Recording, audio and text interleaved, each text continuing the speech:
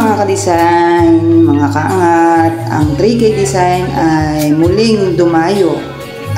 Bali bago matapos ang taon ay tayo ay nagkaroon ng event dito sa bayan ng Alfonso Castañeda. Bali ito ay sa barangay Galintuha. So yon, happy na naman si 3K Design at muli na naman siyang magpapakitang sipag sa ibang lugar naman. So yon, first time kong nag-ayos sa Alfonso Castañeda at sana magtuloy-tuloy pa. Bali ito ay konti lang yung video ko, yung pag-setup ko lang nung flowers kasi binili ka namin madaling araw. So bumalik kami, Jaran. Tapos na ganun kasi kasi yung aking storage at saka maraming tao dyan kaya hindi ako makapag-video habang gumagawa. So na-video ko siya. Tapos na, naghingi rin ako ng pasensya dahil dun sa couple dahil medyo nabitin tayo sa pag-ayos sa church, pero ganun pa man kinutsaba ko si bride na wag muna siyang bababa hanggat hindi ko na ilalapag yung aking mga flowers na iniready para doon sa church. So yan, masayang pagdiriwang ng kanilang pag-iisang dibdib. Finally, they do after a decade na yata itong mga batang ito kasi nabalitaan ko to second year high school, napakatatag.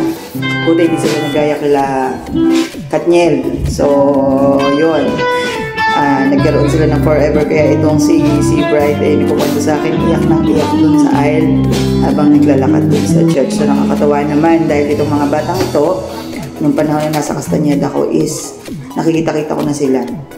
So yun, napakaraming handa. Nagugulat pa ako kasi napakarami palang bisita. 8 baboy at 2 lechon. Ewan ko nung umaga nitong mismong event at alam ko nagkatay pa uli sila. Dahil tuloy-tuloy ang kanilang pagdiriwang hanggang gabi o hanggang kinabukasan na. So yun, kung mga maestra si 3K Design, naggawa tayo ng program ng entrance. Dahil wala pala silang MC, so naghugot tayo ng mapag-MC para naman yung ating mga sponsors ay magkaroon ng special entrance. So yan, gumawa din ako ng entrance nung bride. Kinutsaba ko naman dyan yung mga kanilang mga abay. Binigyan ko sila ng mga pangsabog para pagpasok ng couple ay meron isasabog sa kanila. Mga bigas, coins. Bali yan, naghingi na lang ako dun sa lola ni Paeng ng coins. At saka naghingi na lang din ako ng konting bigas. So yun, ako'y natutuwa kasi napakarami talagang bisita. At ako'y nagulat din. Dahil habang nag-video ako, napansin ko, yung jowa ko pala nakapila. Pati siya nakikipila, ganan. So yun, ayan, pila din sa may kabilang buffet.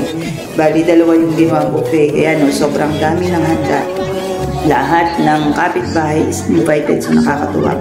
At ang nakakatuwa pa dito, yung mga kamag-anakan ng bride ay naggayak ng kanilang special number dyan. So talagang saya 1 to the max sila, makikita nyo after. Ito yung traditional dance na ako na lang din na nag-uso para magkaroon sila ng first dance nila as Mr. and Mrs. Gonzales. So yun, nag-aabot na lang kasi ayaw nila magpasabit ng pera. So ayan, maya-maya makikita natin dyan yung kanilang mga intermission number. Lahat kami, pati kami mga staff ng 3K Design nagpapasayaw sa gawing gilid dyan. Ayan sila, from Baguio yan. Kaya 10 guitars, paborito ko pa naman 10 guitars yan sinayaw nila. So ang saya kasi nakita ko pa dyan yung aking kaibigan na si Ma'am Mir na pasigyan. So akap to the max kami, parang mag-reunite.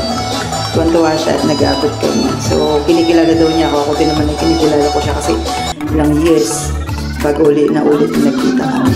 So ayan, bali may mga taga dyan sa Castañeda yan, tapos yung mga taga Baguio, mga kamag-anakan.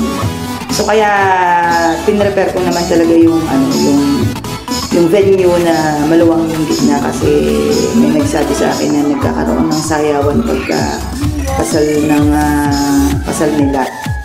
Hindi ko lang, parang ibaloy. So yun, thank you Mr. and Mrs. Gonzales. Congratulations at thank you marami bro, at nakaraos na naman ang aking event sa ibang lugar. Thank you bro.